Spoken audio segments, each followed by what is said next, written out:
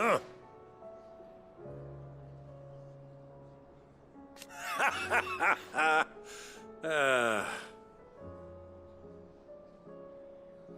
Thank you, Uncle.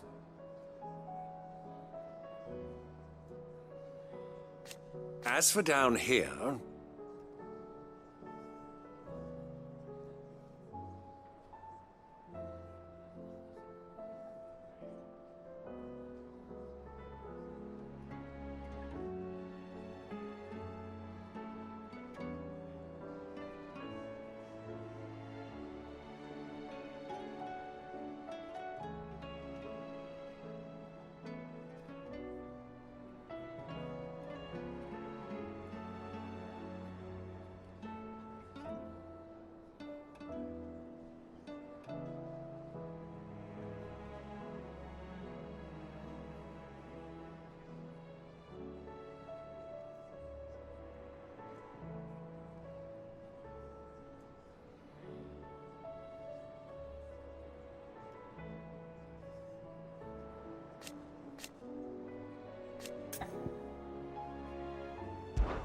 Clive, my boy!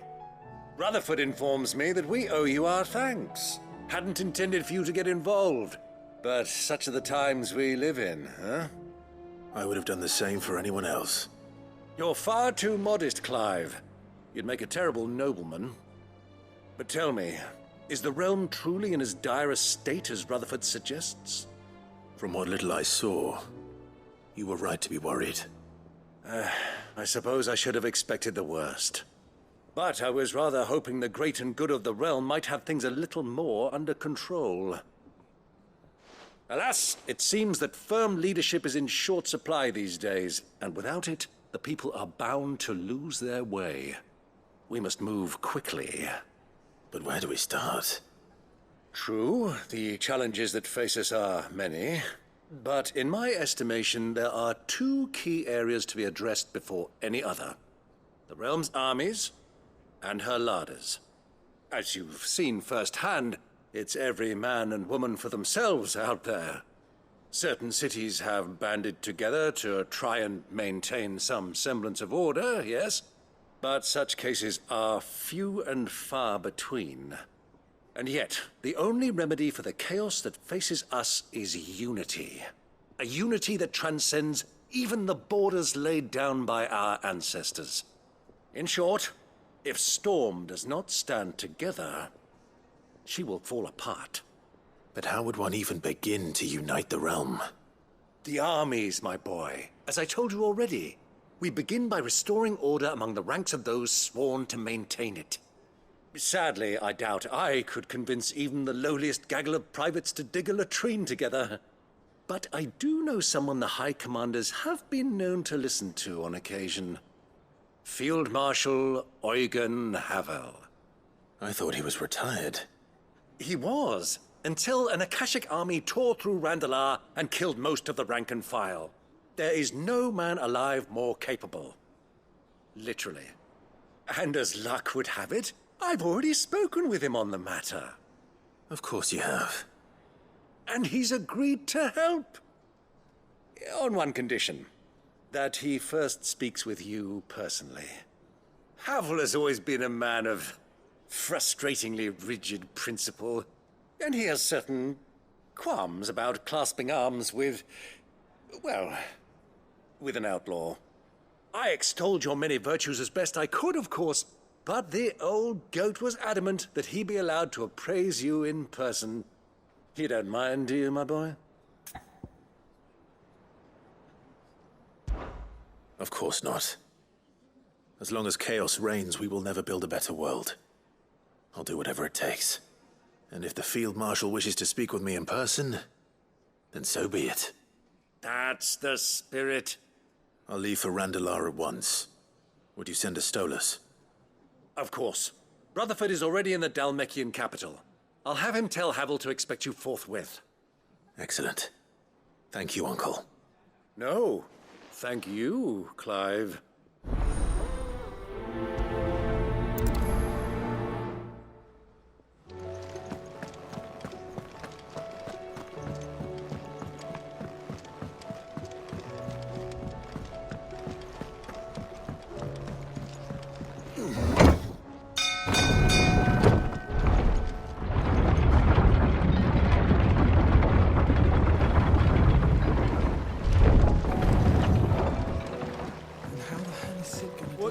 think that thing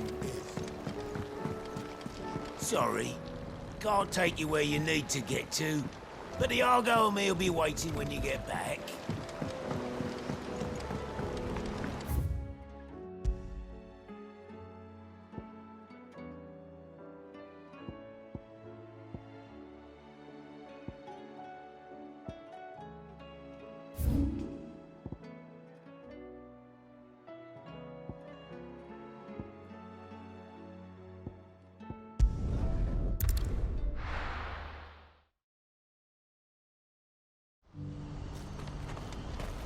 Do you see that too?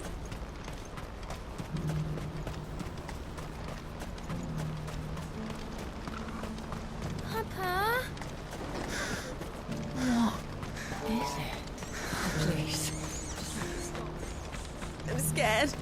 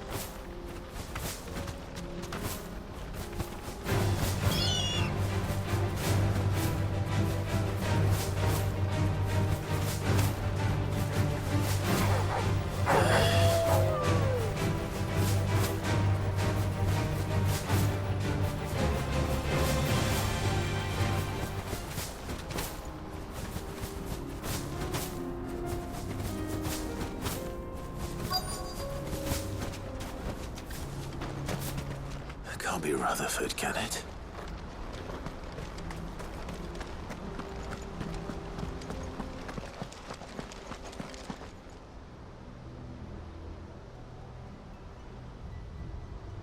Turncoats and cowards, the lot of you!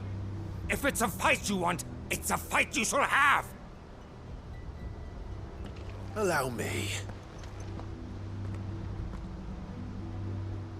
I don't need your... Please, Field Marshal. Oblige him. This won't take long. You're right. It won't. Men, finish him.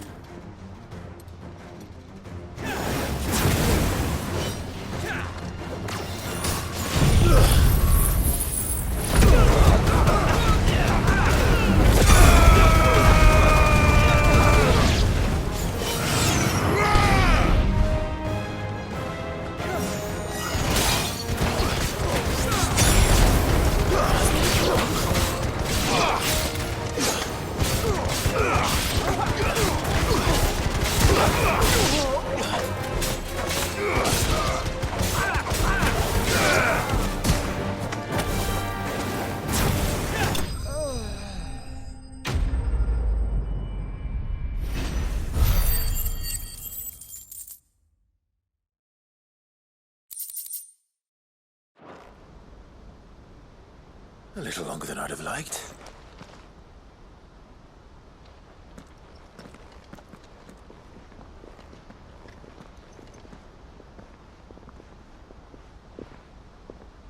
Field Marshal Havel, I presume.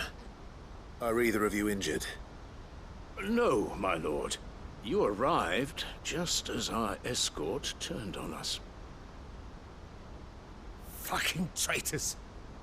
I'd heard reports of soldiers in the outlying regions abandoning the oaths they swore. But I hadn't thought the corruption had reached so close to the heart of the Republic. It's a fucking disgrace. Your interfering old bastard of an uncle tried to warn me, of course. My lord Marquis. Or is Sid the Outlaw more to your liking? Call me what you want. It doesn't change who I am, or the urgency of the message I bring. My uncle has a plan to right the realm, and he needs your help to see it through.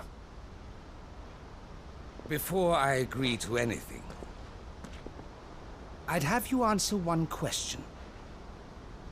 What do you stand to gain from all this? I won't deny that I might benefit from further chaos. But I seek a new beginning for all of us. And while the choices I've made may not always have been the right ones, I know I made them for the right reasons. For so long, so many of us have been told how we could live, how we could die, when it should have been our decision all along. Now we have a chance to put things right. But in order to take it, we must stand together, even if it be beside those with whom we don't see eye to eye.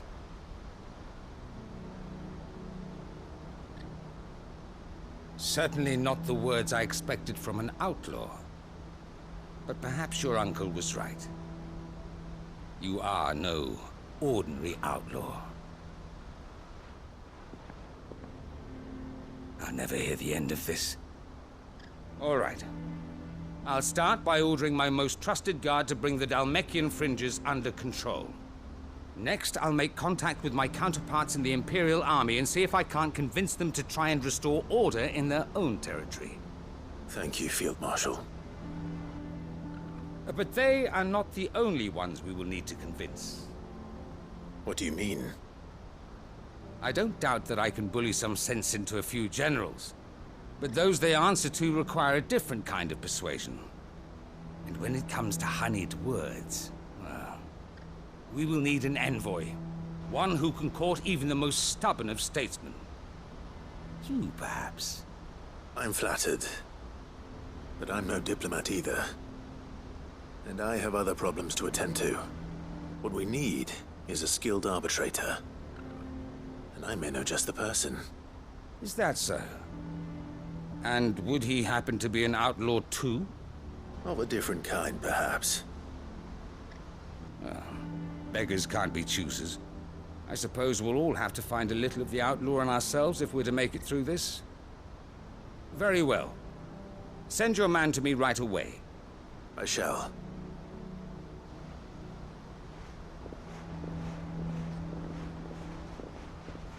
My Lord Marquis. Your Lord Uncle bade me escort the Field Marshal to his manor in Port Isolde. And I will see that my associate joins you there. Very good, my lord.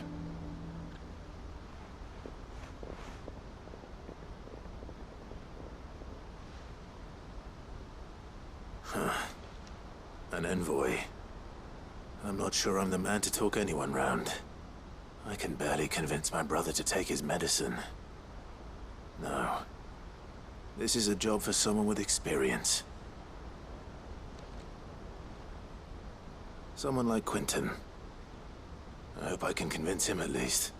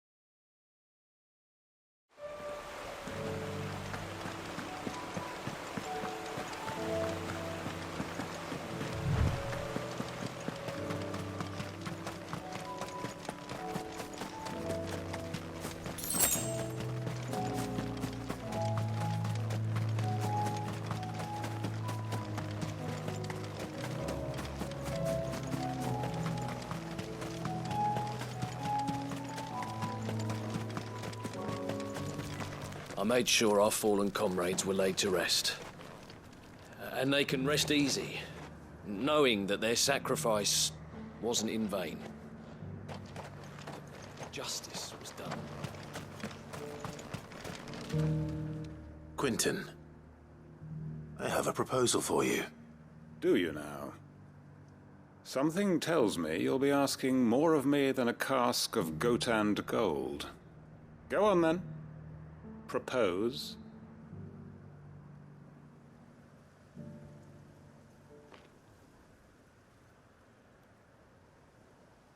You'd have me convince the chiefs and chamberlains of the realm that they should simply swallow their pride and do the one thing that has proved impossible for thousands of years. Was there anything else? Perhaps I can fetch you a meat pie as well. I know it's a lot to ask, but I can think of none better suited to the role. And you'd have me give up what little I have left to do it. I told you, Clive. The people of Lostwing are my family, and I cannot abandon them. You'll have to find someone else. I'm sorry to hear that. So am I. And why might that be? What he's asking. How's it any different to what you've done so far? They want you to speak for those who can't speak for themselves. That's what you do best. If it's the vineyard you're worried about, we'll see that the grapes are picked and the tons filled. You know we will. It's not that. Then what is it? You said yourself we're family. Don't you trust us? You know that's not what I'm... Then what are you saying? That only we are worth saving? Why turn your back on everyone else? You convinced us we could build new lives for ourselves, and if you can do that, who's to say you couldn't convince the entire realm? A stirring argument. I fear that any rejoinder I make might fall somewhat flat by comparison. So you'll join us? Where do you need me? Field Marshal Havel will want to speak with you in person. He's currently in Port Isolde. I can arrange for a party of Cursebreakers to accompany you there. That would be very much appreciated. I hear the roads are far from safe these days. Hopefully not for long. My uncle will want to know that his plan is taking shape.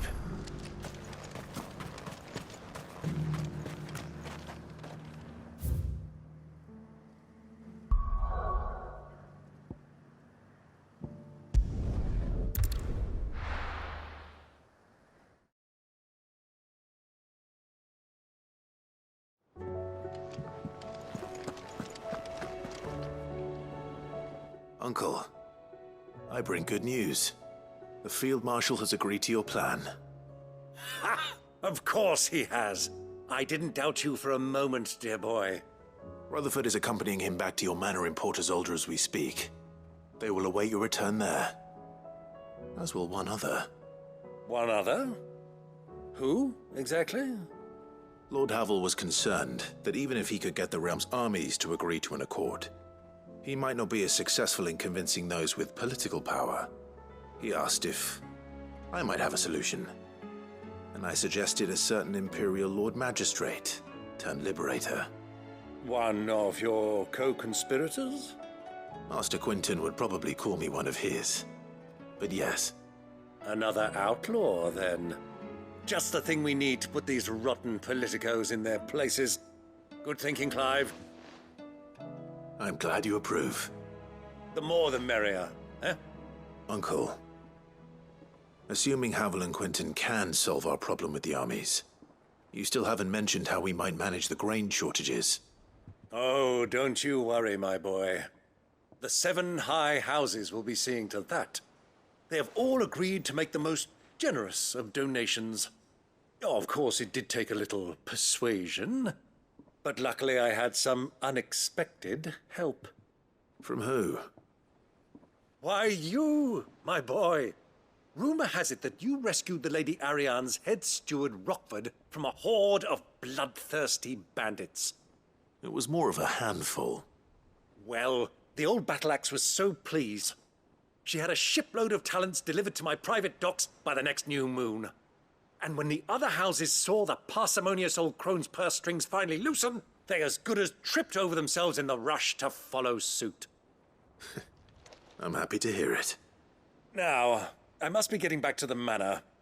Join us there at your earliest convenience, would you? Of course, Uncle.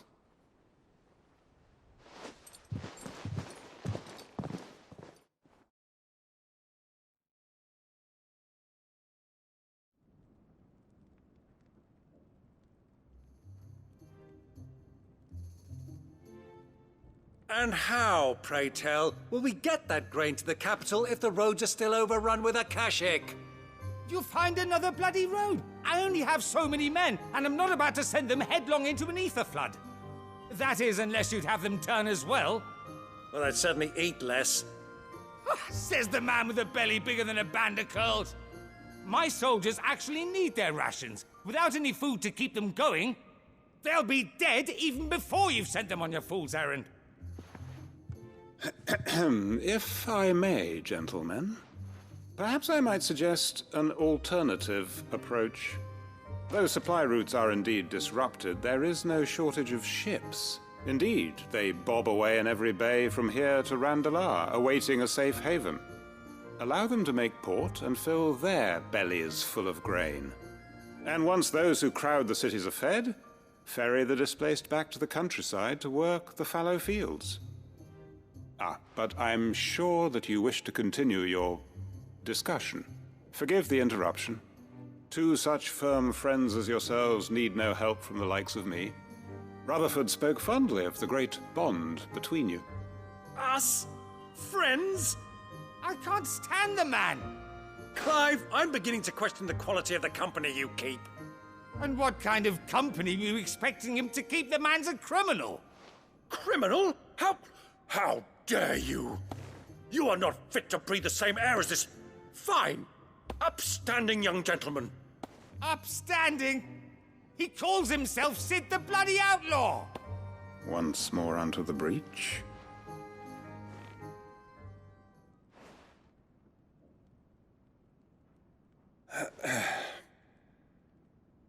Shall we begin again?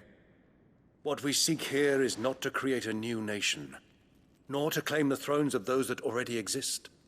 We wish simply to bring stability to the realm that mankind might weather the current storm. And to do that, we must convince those in power, the generals, the statesmen, the nobles, that our cause is just. There will be disagreements, yes. And I imagine some resistance, much resistance. But we cannot let that deter us. If we show them the path, show them that we walk it ourselves, then I am confident they will follow. The fate of the world lies in my nephew's hands, but the well-being of her people lies in ours. And we must not squander the chance that Clive has given us. Uncle Byron, Now, with that settled, let's move on to the signing of the Accord. For what great moment in history hasn't been accompanied by a little ceremony?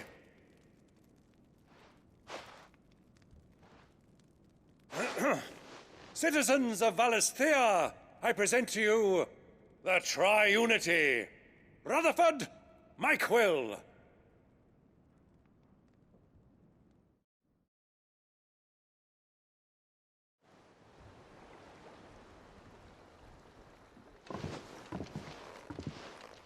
Well, my boy, the stage is set. that it is. This is the role you were born for. Now I ask only that you trust in the talents of your supporting cast. We shall play our parts to the best of our abilities, that you might have the opportunity to shine. The realm needs its Sir Crandall, and there is no better Crandall than you, Clive. I want you to keep this signed accord as proof of our faith in you. I will. Thank you, Uncle.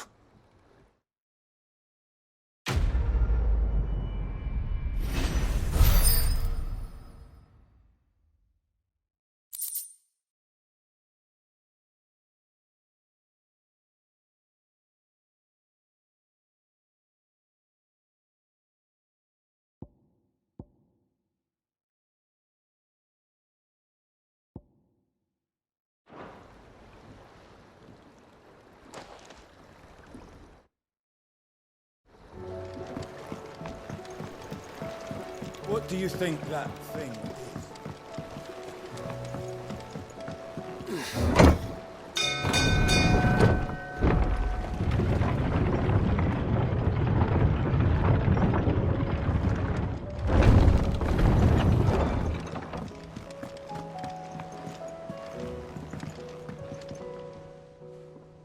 Ah, Clive. This is it then, brother.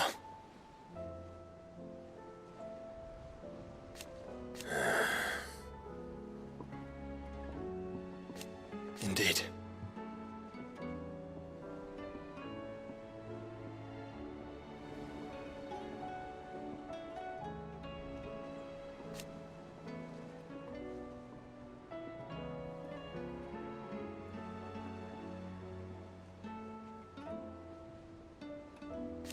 You're wrong.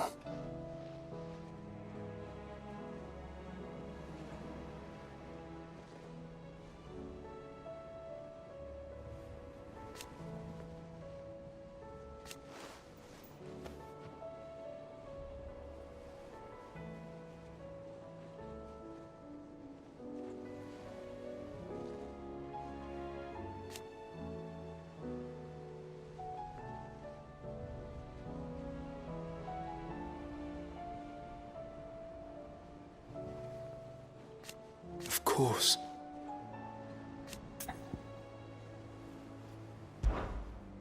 Joshua, what's wrong? And don't say nothing. It's not nothing. I've received word from Cyril. The Undying have found Father's will, or something akin to it. His will? How and where? In the crypt beneath Rosaira Castle. After Kupka was kind enough to drive out the Imperials, the Undying took the opportunity to recover what relics of the duchy yet remained. And in the process of doing so, they found a letter from Father. I'm surprised anything survived down there. Cyril asked that I join him in Tabor at my convenience.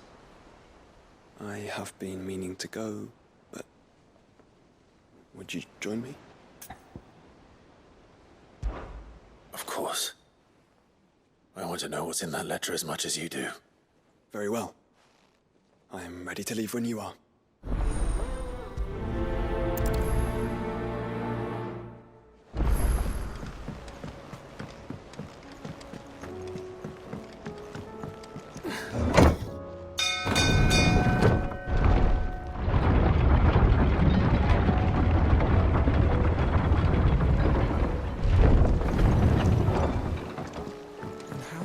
What do you think that thing is?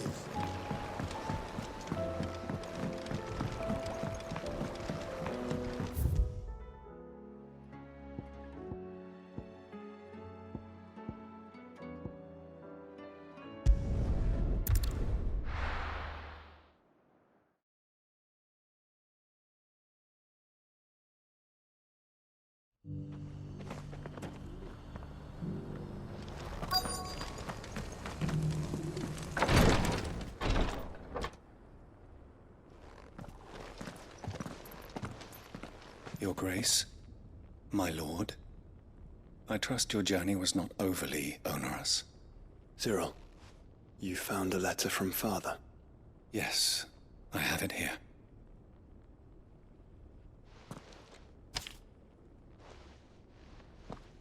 If you would do us the honor, my lord.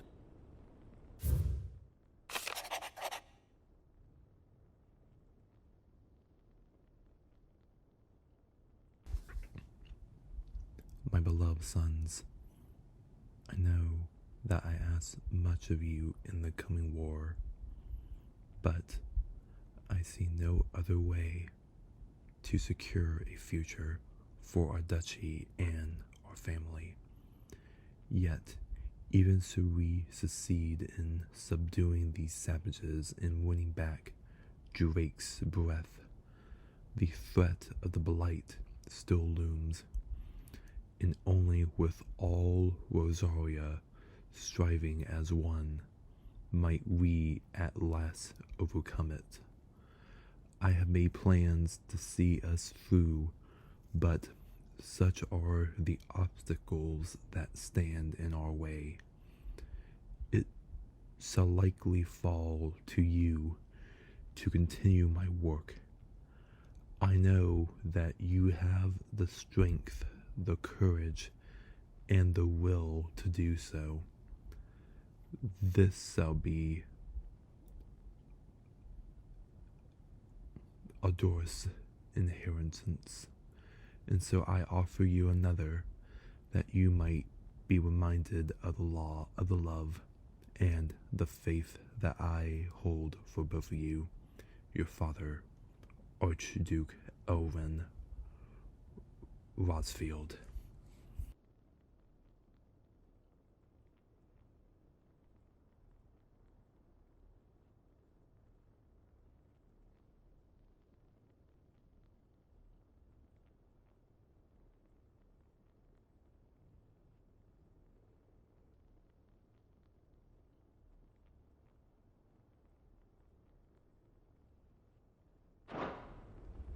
An inheritance. It would seem the late Archduke penned this missive shortly before his passing. The day before we left for Phoenix Gate. What are these plans he spoke of? His plans for the duchy, Your Grace. Your father entrusted them to my predecessor, the former bearer of the Burning Quill, who entrusted them in turn to me.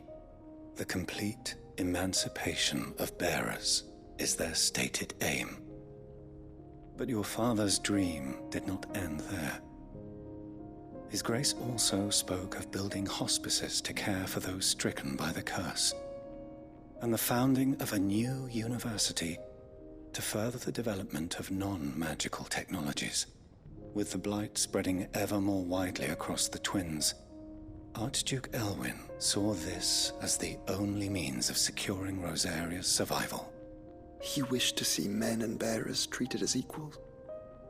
To see centuries of common wisdom overturned. Small wonder he did not think it achievable within his lifetime. But he thought it achievable nonetheless. Had he not, he would never have written this message. Nor would he have entrusted his vision to his most faithful aides, those who would have stood with you, shielded you from the machinations of the less benevolent personages at court. It's a pity only they are still with us. 'Tis true that those most loyal to your father were the first to suffer the Duchess's wrath. But one at least remains, and she has come bearing gifts. What do you mean? Mayhap it is better that she explain, my lord. After all, the duties entrusted to me by my predecessor extended only to recovering His Grace's will and arranging a meeting with the one who might execute it, or a part of it at least. And where is this woman? She awaits you in the archive, Your Grace. Thank you, Cyril. Shall we then?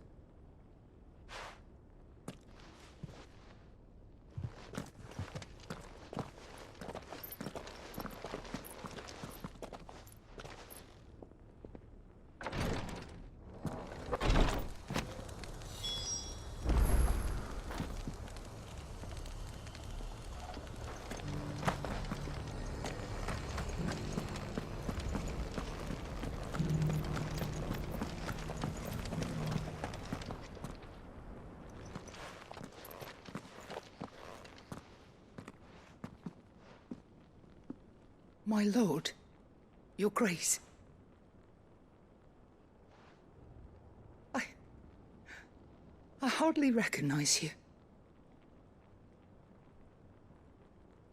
I am Goditha, retainer of House Rosfield, loyal servant to the Phoenix and his shields. Your father, the Archduke Elwyn, entrusted me with the delivery of a gift. I only hope you can forgive my tardiness in bringing it to you. Lift up your head, Lady Goditha. You have our gratitude for your service to our house and to our father. I merely did my duty, as any proud Rosarian would. My lady, perhaps you could explain a little more? What exactly is the gift you bring? As I'm sure you know, it has long been the custom for the children of House Rosfield to be presented with certain keepsakes upon their coming of age. Indeed it has. Our father often spoke of the day when our turn would come. And had he lived to see it, he would have presented you with the treasures I bear. Matching armbands for you both. Alas, He did not live. Indeed, he was taken from us even before they could be completed. He had intended to claim the Heartstone with which each armband was to be finished himself, but it was not to be. And his gifts remain incomplete. I see. It saddens me to bring them before you, as they are. It was your father's wish that you be presented with the finished articles, not these works in progress. But with his grace long since gone, and the stone left unclaimed, I had little choice. You are grown men now, and his house is yours. And while I would not presume to insist upon your claiming the Heartstone in his stead, I know that nothing would have pleased him more than for you to do so. Thank you, Lady Goditha. What say you, Clive? What else? Of course, my lady. May our father's will be done. Oh, I am much obliged. Do you know where we might find this Heartstone, my lady? I do. Though it may be a matter of a good deal more than simply happening upon it. It is found in the bellies of elder griffins, you see. We do at least know where to find one. A certain specimen has made its nest in Titan's Wake, not far from here. A certain specimen? You are most perceptive, Your Grace. In answer to your unspoken question, yes. In fact, this is the very same beast your father meant to slay. I have been tracking its movements since you were but a boy.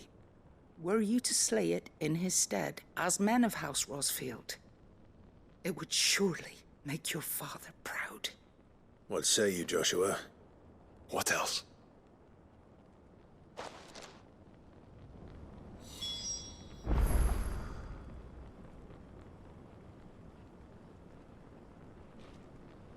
The griffin your father meant to slay is currently nesting in Titan's Wake, not far from here.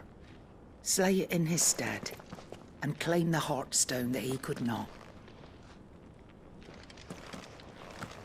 Titan's Wake is to the south of here. But we must not be hasty. The good lady has been disappointed once already.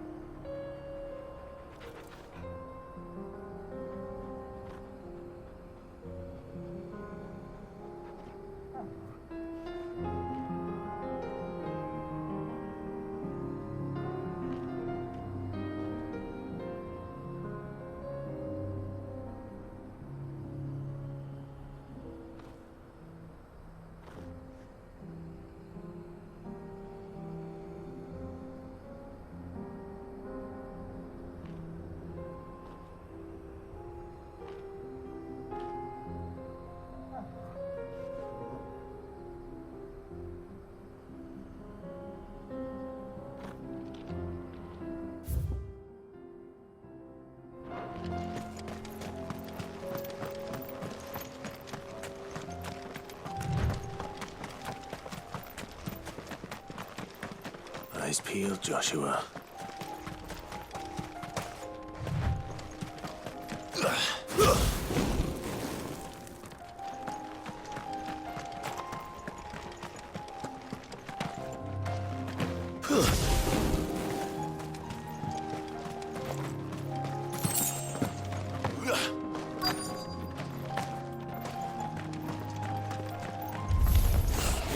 There it is.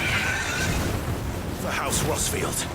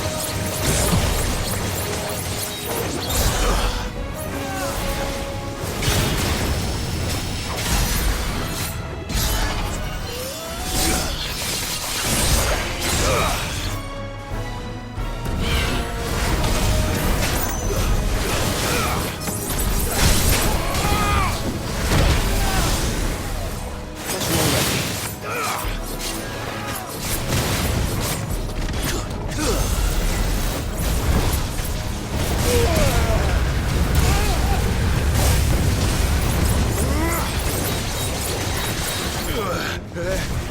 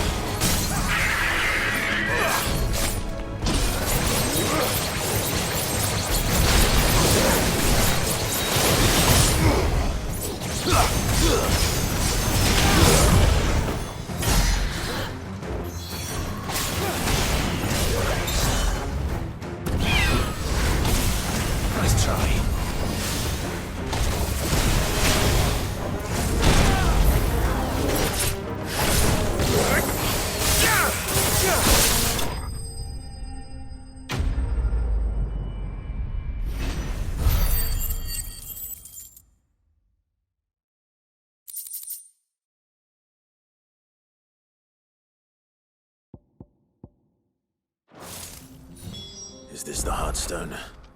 I expect Lady Goditha will know.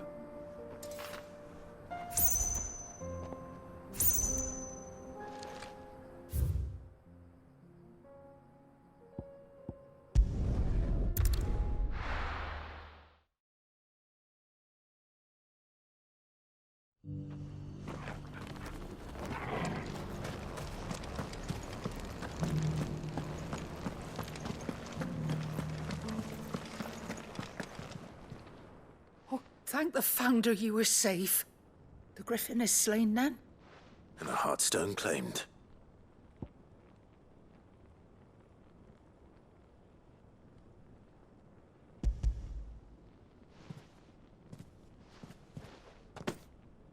Yes. This radiant luster, like frozen flame. It is just as your father described it. Thank you, my lord. Your Grace. Your father would be so proud.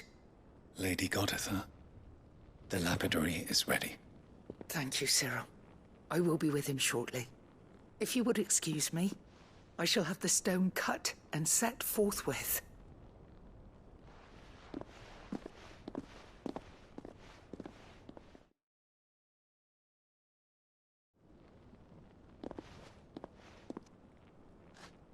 The armbands are complete. Pray, take them. They are yours, after all. Heartstone is harder and more enduring than garnet, or even ruby. It symbolizes unwavering will and devotion. And the graven vines encircling the stone represent the unbreakable bonds between you. It's a message. Father knew we had enemies both inside and outside the duchy. Enemies who would thwart his vision. Only with unwavering devotion would it ever be realized. And only if we stood together, as Phoenix and Shield, as brothers in arms, only then might those enemies be overcome. Indeed. His Grace knew the enormity of the task he would entrust to you, his heirs.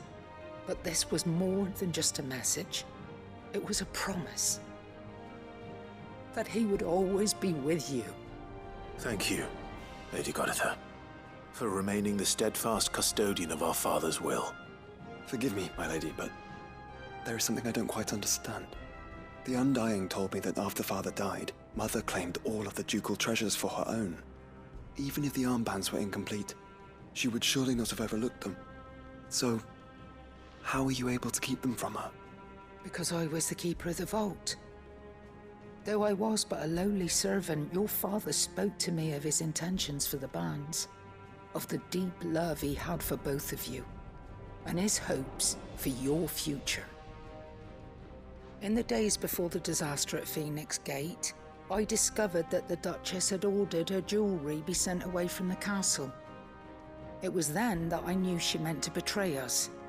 I tried to warn your father, but it was too late. When word of the fire reached Rosalith, I knew my time was short.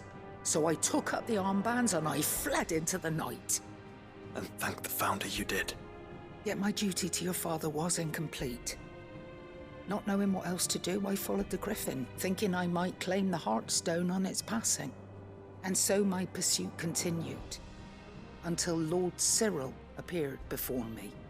He informed me that His Grace's will had been recovered, and that his sons were alive and well. Lady Goditha, on behalf of my father and all the people of Rosaria, I thank you for your loyal service. As do I. Thank you, my lord. Your Grace, for coming back to us, for giving my service meaning.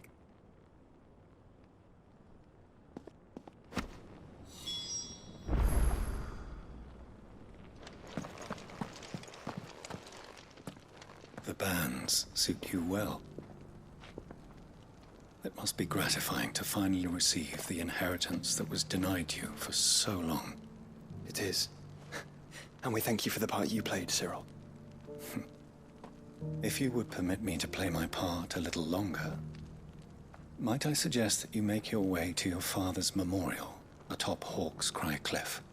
Let him see that you have received his blessing. and that his vision lives on in you. I suppose it would be churlish not to. What do you say, Clive? Shall we pay Father a visit? I think we should. I was hoping to be able to offer him my thanks before we left for Origin. Your father's helm is enshrined there. It has been since the day we recovered it from Phoenix Gate. I prithee claim it, for it too is a part of your inheritance, and I do not doubt that your father would prefer it in your hands than perched upon some lonely rock. Thank you, Cyril.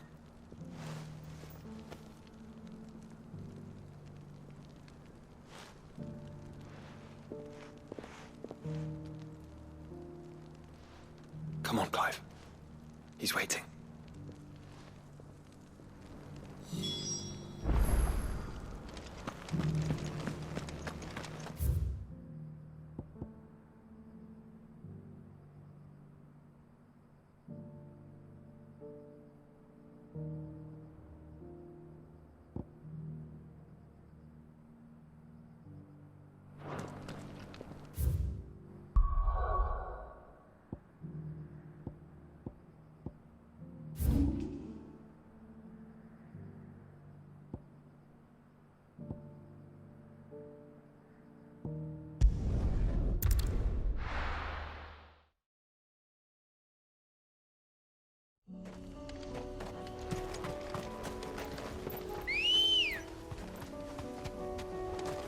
Ready, go?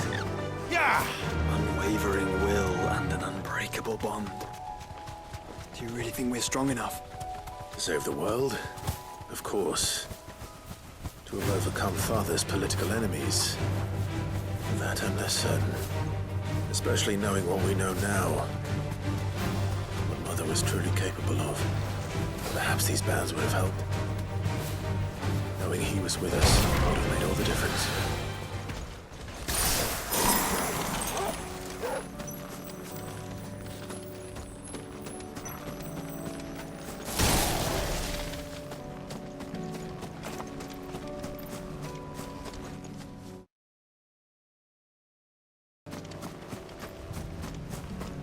It's just back there.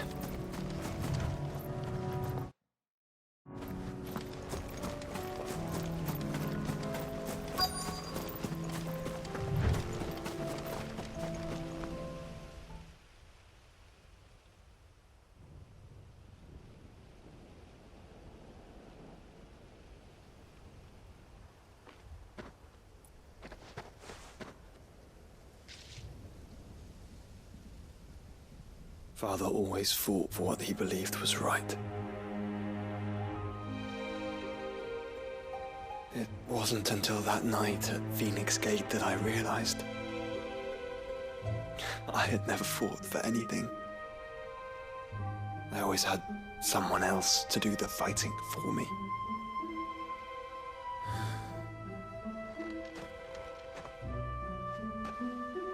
No matter how fate conspired against him, he never lost heart, never looked back, never stopped fighting. To me, he was the greatest of men. And I've been trying to live up to his ideals ever since.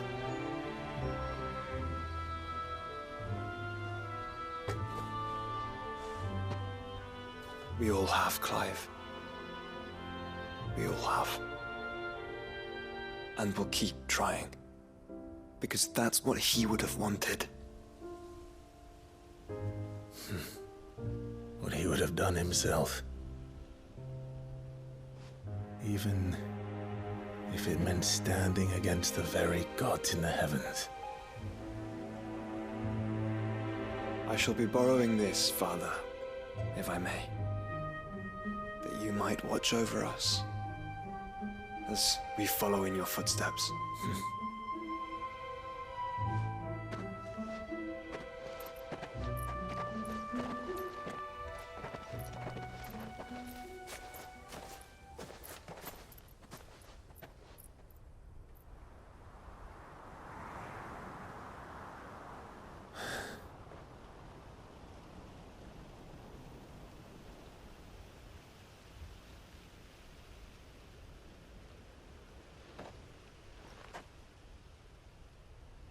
We won't lay you down.